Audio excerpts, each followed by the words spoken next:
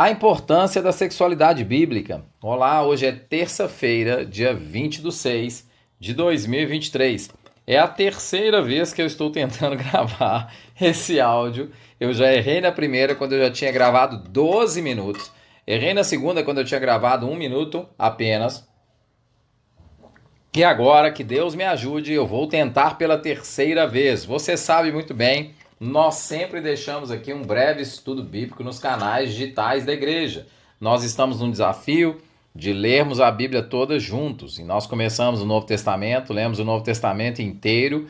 Agora lemos no Velho Testamento o livro de Salmos, o livro de Provérbios, o livro de Eclesiastes. E agora estamos lendo e terminando quase já o livro de Cantares. E todos os dias nós deixamos um breve estudo bíblico nos canais digitais da igreja com mais informação sobre o capítulo que lemos. Então, procure os estudos, compartilhe, mande para outras pessoas, porque isso vai edificar muito a sua vida. Eu também sempre falo aqui, compre a Bíblia 365. Ela não é uma Bíblia de estudo, ela é apenas um método de estudo de leitura da Bíblia. Por meio dela você vai ler um trecho do Velho Testamento, um trecho do Novo, um trecho de Salmos e um trecho de Provérbios todos os dias. Se você fizer isso todos os dias, ao final de 1 ano, você terá lido a Bíblia toda. Isso será uma bênção para a sua própria vida. Conhecer o Evangelho, conhecer mais as Escrituras, será fundamental para você. Além disso, procure os canais digitais da igreja, saber os dias que nós temos estudos presenciais lá na primeira igreja do Batista do Castelo. Nós temos estudos às segundas-feiras, nós temos estudos às quartas, às quintas-feiras e também temos estudos aos domingos. Depois de todos esses recados, vamos voltar para o nosso querido livro de Cantares. Hoje nós vamos ler o capítulo 7 do livro de Cantares e nós vamos ler o capítulo inteiro entre os versículos 1 e 13. E o tema de hoje é a importância da sexualidade bíblica. O capítulo diz assim: Como são lindos seus pés, calçados com sandálias, ó filha do príncipe! A curva das suas coxas são como joias, obras das mãos de um artífice. Seu umbigo é uma taça redonda onde nunca falta o vinho de boa mistura. Sua cintura é um monte de trigo cercado de lírios. Seus seios como dois filhotes de corça, gêmeos de uma gazela. Seu pescoço é como uma árvore de marfim, seus olhos são como os açudes de Hesbom, junto à porta de Bet-Rabim. Seu nariz é como a torre do Líbano, voltado para Damasco. Sua cabeça eleva-se como o Monte Carmelo. Seus cabelos soltos têm reflexos de púrpura. O rei caiu, prisioneiro das suas ondas. Veja como é lindo, é simplesmente lindo. É um poema em que ele faz a comparação da sua amada com o contexto que ele vive. Ele lembra dos montes, ele lembra dos animais, ele lembra das florestas, ele lembra da criação e compara isso com a sua amada. É simplesmente fenomenal, é lindo. E nós continuamos no versículo 8. Como você é linda, como você me agrada, ó o amor e as suas delícias. Seu porte é como da palmeira, e os seus seios como cachos de frutos. Eu disse, subirei à palmeira e me apossarei dos seus frutos. Sejam seus seios como cachos da videira, o aroma da sua respiração como maçãs, e a sua boca como o melhor vinho. E agora fala a amada, vinho que flui suavemente para meu amado, escorrendo suavemente sobre os lábios de quem já vai adormecendo. Eu pertenço ao meu amado e ele me deseja. Venha, meu amado. Vamos fugir para o campo, passemos a noite nos povoados. Vamos cedo para as vinhas, para ver se as videiras brotaram, se as suas flores se abriram, se as romãs estão em flor. Ali lhe darei o meu amor. As mandrágoras exalam o seu perfume. Aí à nossa porta há todo tipo de frutos finos, secos e frescos, que reservei para você, o meu amado. É belíssimo, é simplesmente lindo. E o capítulo 7, de 1 a 13, é inegável que ele remete à união sexual do casal. Você vê pelas frases, pelas palavras, pelas falas, que ele remete à união sexual. E nós vamos fazer um estudo aqui, e nós não pretendemos tratar um assunto de sexualidade que é tão severo e tão importante num estudo de 10 minutos.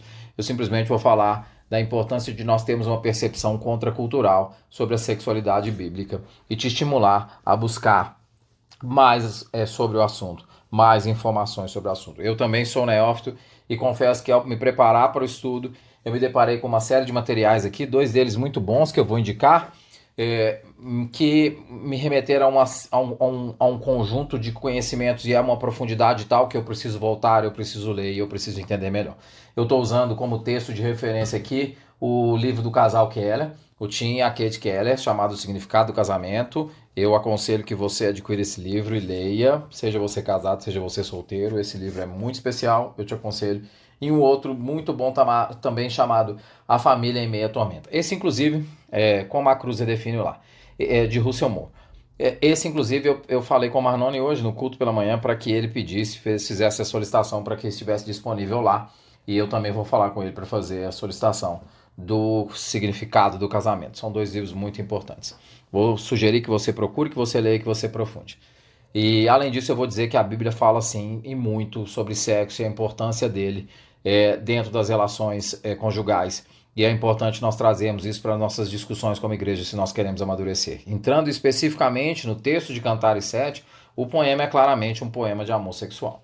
Você vê no versículo 1, ele dizendo, as suas coxas são como joias.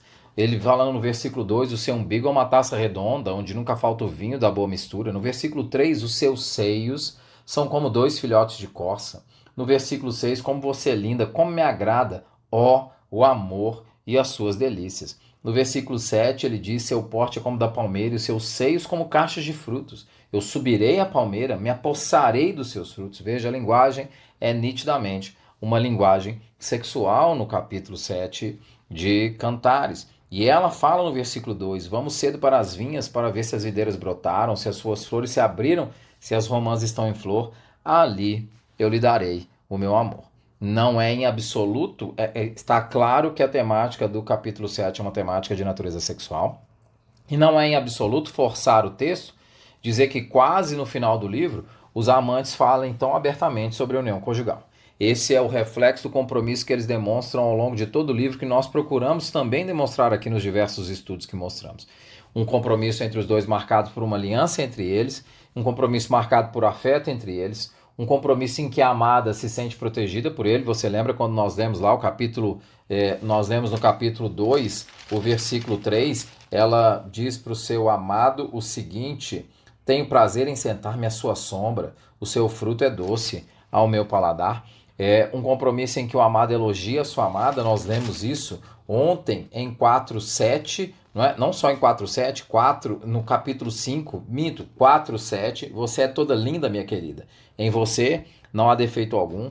Elogia a sua amada, como nós lemos ontem no capítulo, mesmo no meio de uma contenda, mesmo no meio de uma discussão, nós lemos isso entre o capítulo 5, entre os versículos 5 e o versículo 9.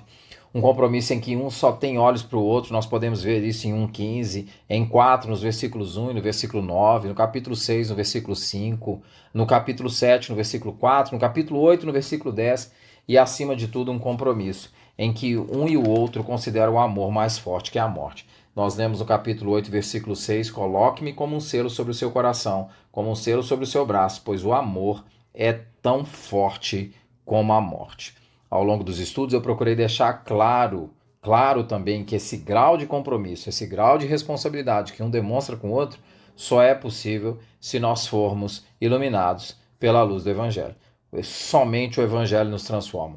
Há um mês atrás, quando Keller faleceu, eles colocaram um vídeo no ar dele, um vídeo que me impactou muito, de 3 minutinhos somente, em que ele fala sobre o Evangelho. A capacidade de explicar o que é o Evangelho em 3 minutos foi muito radical para mim. E ele usa essa expressão, exatamente, que o Evangelho é radical. Ele é contracultural. O apóstolo Paulo já havia dito que o Evangelho é loucura. Ele é literalmente loucura para os homens, mas ele é a sabedoria de Deus. Paulo chamou o Evangelho de loucura para os homens exatamente porque ele representa algo tão distinto. Hoje, na escola bíblica, eu li um texto de 1 João em que o apóstolo fala que o mundo não nos conheceu e nos odeia exatamente por isso, por causa dessa contracultura, por causa dessa forma tão diferente de pensar. E não pode ser diferente, já que temos uma forma tão diferente de pensar, não pode ser diferente o pensar sobre sexo. Diferentemente do mundo contemporâneo e da forma contemporânea do mundo ser em que sexo serve apenas para gratificação pessoal, sexo e compromisso na Escritura caminham juntos. E o autor de Cantares mostra isso com muita clareza para a gente agora no capítulo 7. A união conjugal sexual deles no capítulo 7 é fruto de uma relação comprometida que nós vimos ao longo de todo o livro. Eu vou ler um breve trecho aqui do Russell Moore sobre isso, no livro dele, A Família em Meu Tormento. Ele diz assim: Deus nos adverte contra a imoralidade e distorção sexual, não por desejar nos restringir do prazer. Essa foi a sugestão de Satanás em Gênesis 3. Mas porque ele sabe como o sexo pode vivificar ou destruir. As diversas revoluções sexuais, e a história está cheia delas, sempre prometeram o sexo como um escape momentâneo do eu, ao distraí-lo da dor de viver, ao mesmo tempo que ratifica o eu, ao oferecer propósito de vida. Tais tentativas jamais cumpriram seu objetivo. Uma união verdadeira e duradoura não pode ser alcançada por meio da superficialidade de relações sexuais isoladas. Eu vou ler isso aqui. Eu vou repetir isso. Uma união verdadeira e duradoura não pode ser alcançada por meio da superficialidade das relações sexuais isoladas. É o mesmo que imitar a descarga de adrenalina provocada pela coragem em uma guerra andando em uma montanha russa com imagens animadas de tiros de canhão por todo lado. O sentimento aparece por um instante, mas não consegue se manter. Depois de saber que tudo não passa de ilusão, é impossível reproduzir a realidade. De igual modo, o encontro amoroso às escondidas jamais substituirá a união em uma só carne. O ponto de vista cristão sobre a vida a conceitua como um sacrifício genuíno, não uma série de transações focadas no eu. A fim de ganhar a vida, é preciso entregá-la. Essa é a mensagem da cruz. E a cruz deve moldar nossa vida sexual, tanto quanto qualquer outro aspecto dela. A cruz deve moldar a nossa vida sexual. O desejo sexual do amado e da amada em Cantares 7 são desejos de dois amantes que se doam um ao outro, que ao longo de todo o texto mostraram a preocupação um com o outro, mostraram carinho um pelo outro. Esse estudo aqui não é um estudo sobre como a Bíblia trata de sexo nos seus diversos pontos, aspectos e livros. É simplesmente para mostrar que a sexualidade bíblica é uma contracultura em relação à sexualidade secular e que ela é um sinal de compromisso, como os amantes de Cantares mostraram ao longo de todo o livro um compromisso um com o outro. Então a vida sexual e o deleite sexual deles é fruto do compromisso que eles têm um com o outro. Marido e mulher devem se doar um ao outro, inclusive sexualmente. O marido deve satisfazer a mulher satisfazer o marido. Que Deus restaure a nossa visão sobre sexualidade. Que Deus te ajude nisso, que Deus me ajude nisso, que você busque conhecimento sobre isso, que eu busque conhecimento sobre isso e que nós como igreja possamos ter a nossa vida sexual como mais um aspecto da nossa vida debaixo da cruz de Cristo. Deus o abençoe.